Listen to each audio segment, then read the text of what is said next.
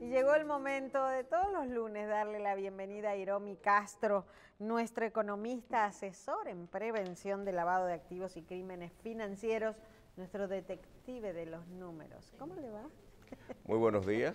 ¿Cómo están ustedes? Una mañana plomiza ¿Cuánto De tiempo? bajo abril. lluvia. Ah, no, esa era una canción. ¿Cuánto tiempo, Hiromi? Tú te Eh, fuiste antes, durante, y yo me fui después. Y entonces tenemos casi un mes que no nos veíamos. Brindamos. Estuvimos en la misma ciudad, en diferentes sí, sitios, en así Carolina es, del Norte. Sí, en Carolina del ¿Tú Norte. estuviste Sí. cuál de Yo los? estuve en Fayetteville y en Winston, Salem. Ah, ok, yo estuve en Carrie. En Carolina. Muchos dominicanos por allí. Me sorprende esto. Hay dominicanos donde sea. Sí, sí. En No, cualquier parte del mundo. parece que hay una migración porque Carolina del Norte es bastante grande, hay mucho terreno y la economía es muy buena. Sí. El nivel Ciertamente. adquisitivo está muy por debajo de lo que es Nueva York y New Jersey y otros estados. Por encima. Sí. El nivel de consumo o sea, es más económico, inclusive Bueno, sí, claro. la renta y todo. Claro. Y Mucho el nivel mejor. de salarial es mejor. Mucho mejor, Sí. ciertamente. Bueno, para esta semana tenemos algunas noticias de interés que han acontecido en la semana pasada en el mundo. La primera tiene que ver con los hackers de criptomonedas. Señores, el año pasado los hackers de criptomonedas o los fraudes y robos y estafas con criptomonedas ascendieron a 1.1 miles de millones, es decir, 1.100 millones de dólares. Wow. Expresado lo estoy traduciendo aquí, es billones, ¿verdad? Como le llaman los norteamericanos, pero para nosotros son 1.000 millones. En lo que va de año, la cifra anda por 4.3 miles de millones. Wow. Es decir, que los fraudes, robos y demás crímenes con criptomonedas han aumentado de forma vertiginosa. Esto es como parte de un informe de CipherTrace, una empresa encargada de ciberseguridad y que está llamando la atención con relación a esto. Además, pone de manifiesto la necesidad de la regulación de este mercado, que es lo que nosotros hemos venido propugnando desde hace varios años en este programa, que no es la prohibición, sino la regulación efectiva y supervisión efectiva de esto. A esto se le une el anuncio del GAFI de que no está unida a la intención de 15 países de crear un sistema global de supervisión de las criptomonedas. Ellos quieren hacer una suerte de GATCA, ¿verdad? Como aquel, el de lo que pretende hacer también la OCDE, que haya un sistema de supervisión de pagos de impuestos en todo el mundo, similar a lo que es el FATCA de los Estados Unidos, del cual Estados Unidos no quiere formar parte, por cierto, del GATCA. Es una de esas contradicciones que uno no termina de entender, aunque uno sabe por qué. Pero bueno, Gafi dice que no está entre sus planes crear un sistema de monitoreo y de supervisión de lo que son las transacciones de criptomonedas, porque Gafi no tiene la intención de saber que, en términos particulares, quién hace transacciones, que esto debe ser un acuerdo básicamente entre países, no como parte de la política del Grupo de Acción Financiera Internacional. La otra noticia de interés es el acuerdo. Fíjate cómo ha calado el asunto y como lo habíamos dicho aquí, lo habíamos previsto aquí, el hecho de incluir el delito tributario como delito precedente de lavado de activos, eso va a generar una serie de condiciones, una serie de escenarios, una serie de normas y regulaciones adicionales producto de esta decisión. Una decisión que es de Gafi, de poner los estándares mundiales y obligar a que los países tipifiquen el delito tributario como delito precedente de lavado de activos. Pues en México, la Unidad de Análisis Financiero y el Instituto de Seguros Sociales de México han llegado a un acuerdo, el Instituto Mexicano de Seguro Social, exactamente para decir el título del instituto, ha llegado a un acuerdo para intercambiar información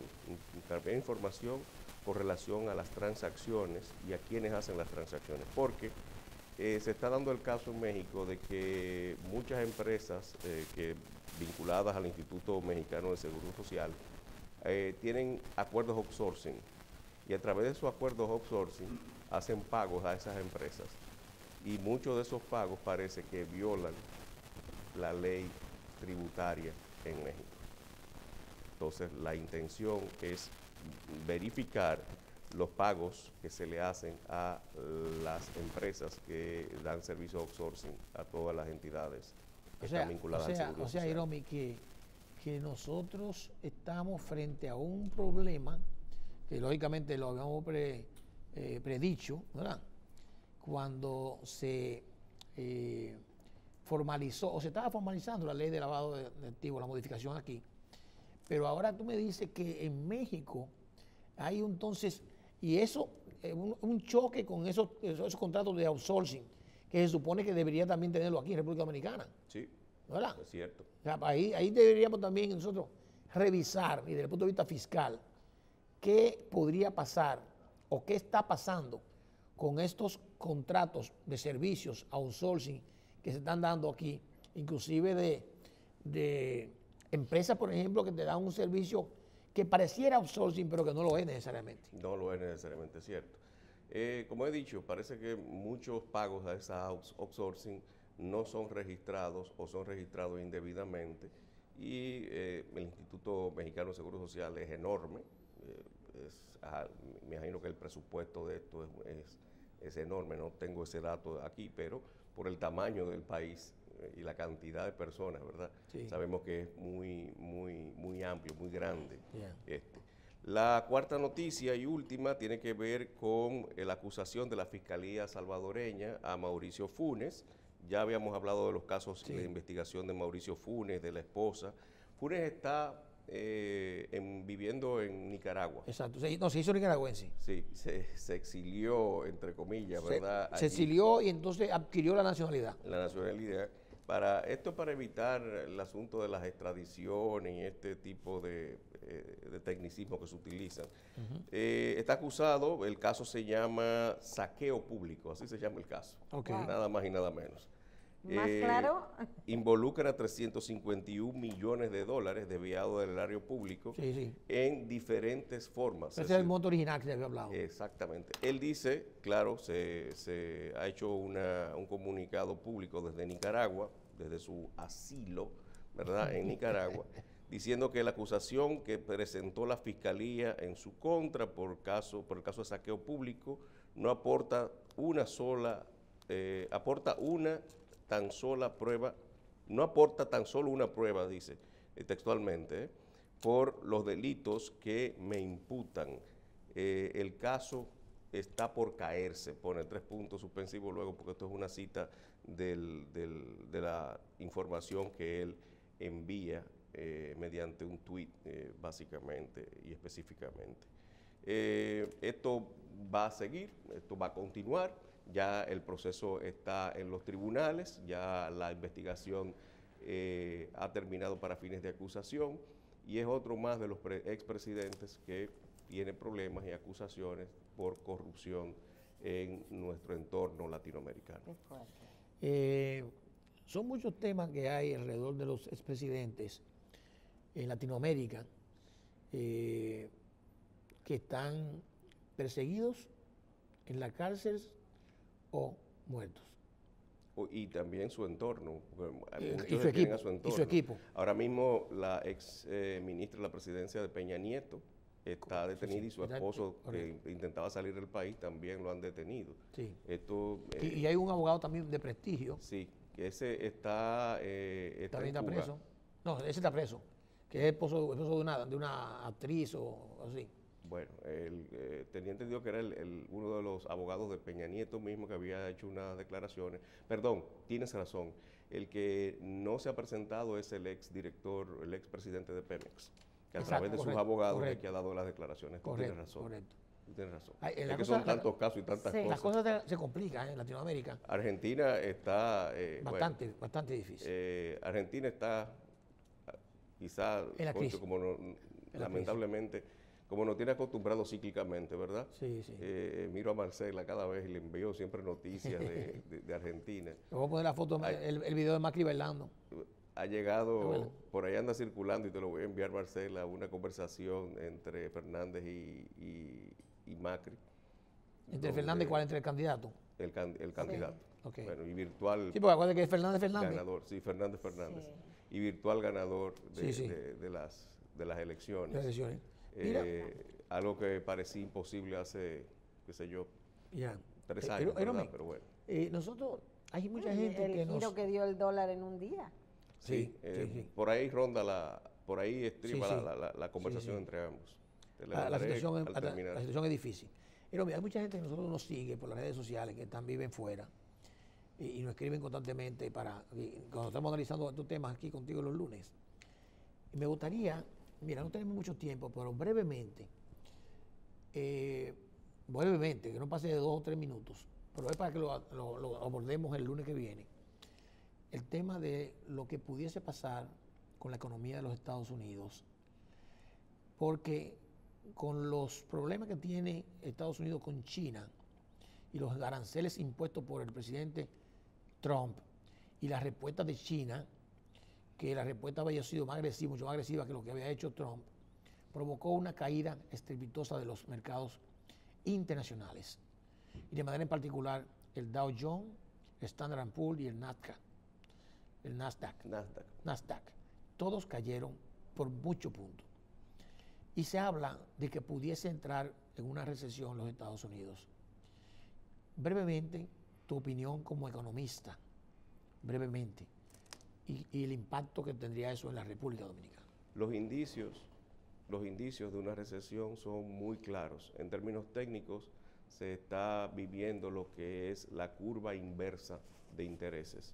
Esto sucede casi siempre cuando se está ante la antesala de una recesión.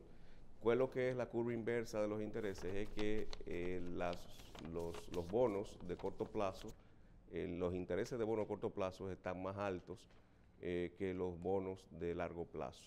Eso indica que lo que está requiriendo el mercado es dinero rápido, porque no hay dinero. Entonces empiezan a ofertar bonos a un precio mucho más alto a corto plazo.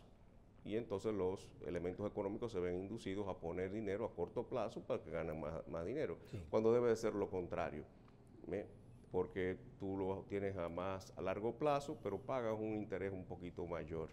Y también tú tienes garantizado el dinero, tú como elemento económico, como inversionista, pones el dinero, entonces te renta un poquito más. Cuando se da esta situación que se está dando ahora, que es la curva inversa de intereses, se dice que se está ante la antesala de una recesión, que es cuando no se crece o el crecimiento es muy bajo o negativo, y la inflación está por encima. No, cuando el crecimiento es negativo ya tenemos una crisis, es decir, hay depresión.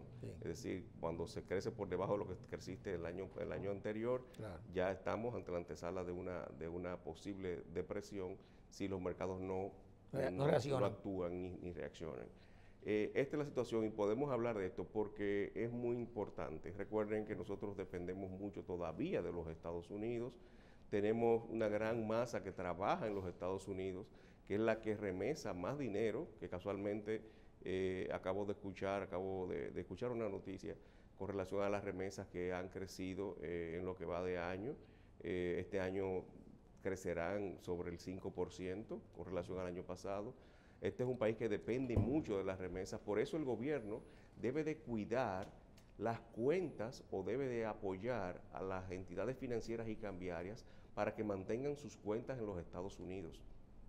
Es decir, que el de-risking no nos siga afectando, porque eso afecta las transferencias de dinero y afecta las transferencias de dinero afectando entonces a las familias, a esos que reciben esas mensualidades.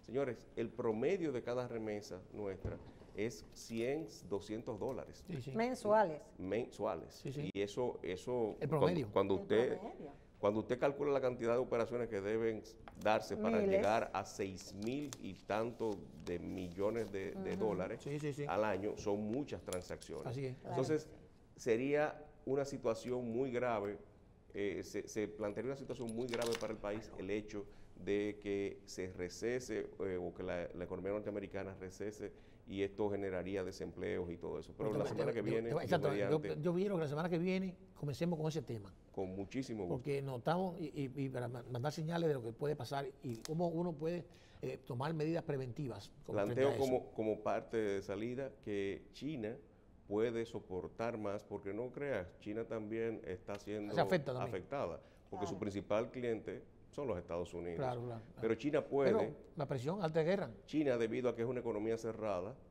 puede soportar mejor ante sus nacionales, ante su economía, un impacto de este tipo que los Estados Unidos. Muy bien. Bueno, okay. Le damos las gracias pues al licenciado Iromi Castro, economista y nuestro detective de los números. Nadie le dice acierte. No, solo usted, gracias a Dios. Vamos a hacer una pausa y volvemos ahora, inmediatamente.